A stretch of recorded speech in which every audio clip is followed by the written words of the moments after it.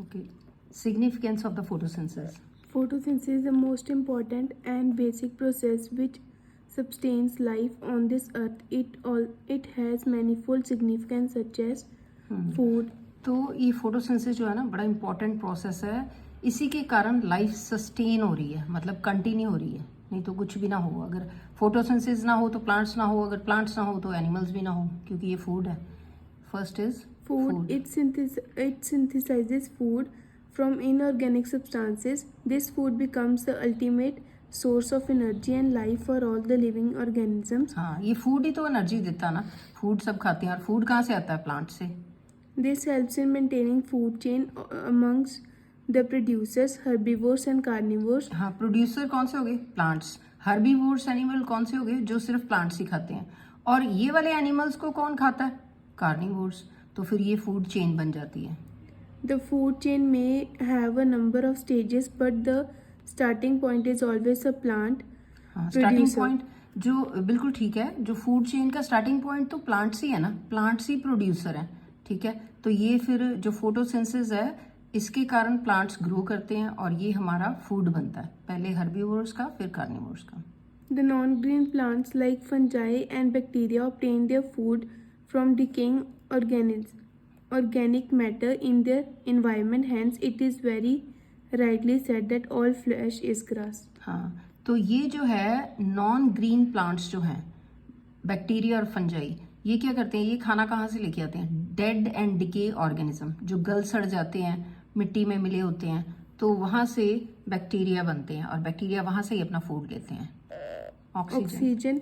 It is the only known method which releases oxygen in the atmosphere.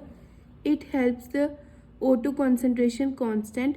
Oxygen supports all life on earth. हाँ, oxygen कहाँ से मिलती है हमें? सब एनिमल्स को ऑक्सीजन कहाँ से मिलती है? ऑक्सीजन प्लांट्स देते हैं. प्लांट्स जब फोटोसिंथेसिस का प्रोसेस इनका चलता है तो ये कार्बन डाइऑक्साइड इनहेल करते हैं और ऑक्सीजन एक्सहेल करते हैं. तो ऑक्सीजन हमें चाहिए रेस्पिरेशन के लिए. तो ये इसीलिए सस्टेन हो रही है अर्थ पे लाइफ. इसीलिए सब लोग रेस्पायर कर सकते हैं, जिंदा रहते हैं. ठीक है.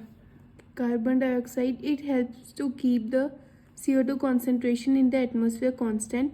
The CO2 being released due to the respiration of living organism is being incorporated in glucose during photosynthesis. हाँ, तो ये देखो फोटोसिंथेसिस के टाइम पे क्या होता है? CO2 यूज होती है. CO2 जो है, हम रेस्पिरेशन, जो भी एनिमल्स हैं रेस्पिरेशन करते हैं तो CO2 एक्सहेल करते हैं. तो ये प्लांट्स जो हैं कंज्यूम करते हैं. किस लिए? अपना फूड बनाने के लिए. तो इसीलिए ये चेन एक बनी हुई है. और जो कार्बन डाइऑक्साइड जो कि हार्मफुल गैस है हमारे लिए, एनिमल्स के लिए, सब एनिमल्स के लिए, वो ये उसको एयर को प्योरीफाई करते हैं by using carbon dioxide and bye releasing oxygen. Photosynthesis and changes in the atmospheric air. Light intensity keep on changing from dawn to dusk. It increases from dawn to midday and then decreases up to dusk. Correspondingly, rate of photosynthesis increases from dawn to midday and decrease of the dusk. हाँ, क्योंकि देखो, since the photosynthesis process is depending upon the light intensity, sunlight पे depend करता है ना. तो sunlight होगी तभी फोटोसिंथेसिस ज़्यादा बढ़िया होती है. ठीक है, सनलाइट में. और ये जो dawn to midday, dawn मतलब अर्ली मॉर्निंग से मिड डे तक ये फोटोसिंथेसिस जो है काफ़ी अच्छी इंक्रीज होती है. ठीक है. उसके बाद ये डिक्रीज होती है टू डस्क. डस्क होता है इवनिंग के बाद का टाइम. तो क्योंकि तब सनलाइट जो है वो कम हो जाती है, इसीलिए इसका रेट ऑफ फोटोसिंथेसिस मतलब स्पीड. फोटोसिंथेसिस की स्पीड जो है आफ्टरनून से पहले जो है वो तेज होती है, उसके बाद मिड डे के बाद कम हो जाती है. At dawn and dusk, when light is dim, the rate of photosynthesis is equals to the respiration. This point is called compensation point. तो ये देखो, जब when the light is dim, जब लाइट डिम होती है तो इसका rate of photosynthesis equal to that of respiration. अब रेस्पिरेशन किसकी बात की है? ये रेस्पिरेशन बता सकते हो किसकी बात की है? ये पॉइंट पता ही नहीं होता बच्चों को.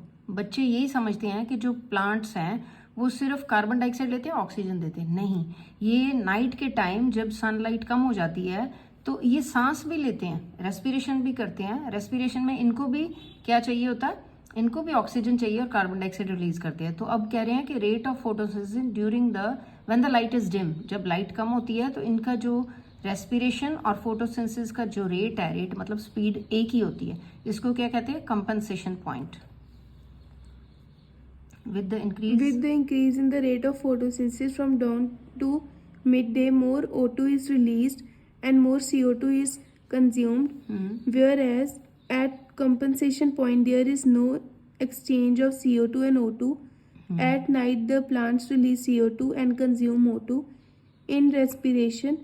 That is why it is said that one should not sleep under a tree during night. हाँ, ये देखो, ये मैंने उस दिन भी आप सबको बताया था, ये जब डिस्कस कर रहे थे दूसरे बच्चों के साथ कि नाइट टाइम पे लोग कहते हैं कि ट्रीज के नीचे नहीं जाना, ट्रीज कुछ हो जाता है, बेहोश हो जाता है, ठीक है, कुछ वो सुपरस्टिशंस में बिलीव करते हैं, ठीक है। वो चीज क्या होती है असल में कि उस टाइम पे, रात के टाइम, प्लांट्स जो हैं वो क्या एक्सहेल करते हैं, कार्बन डाइऑक्साइड। हमारी तरह उनका सिर्फ रेस्पिरेशन चलता है, क्यों, क्योंकि उस टाइम पे सनलाइट नहीं होती, तो वो सिर्फ सांस लेते हैं। सांस तो वैसे ही लेते हैं, ऑक्सीजन लेंगे और CO2 छोड़ेंगे। तो रात के टाइम पे CO2 अगर हम वहां जाके ट्रीज के बीच में जाएंगे, उधर बैठ जाएंगे ट्रीज के नीचे, तो वहां CO2 बहुत ज्यादा होती है और वो इनहेल करेंगे तो हम अनकॉन्शियस हो सकते हैं।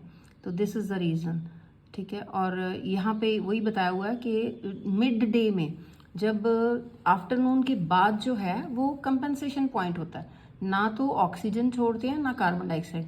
जितनी वो CO2 कंज्यूम करते हैं, ठीक है, जितनी वो ऑक्सीजन कंज्यूम करते हैं उतनी ही कार्बन डाइऑक्साइड वो लेते हैं। उस टाइम पे फोटोसिंथेसिस हो रही है ना, थोड़ी हो रही है ना फोटोसिंथेसिस, क्योंकि आफ्टरनून के बाद जो है सनलाइट कम हो जाती है। चलते दोनों प्रोसेस हैं इनके, ठीक है। क्लियर हो गया।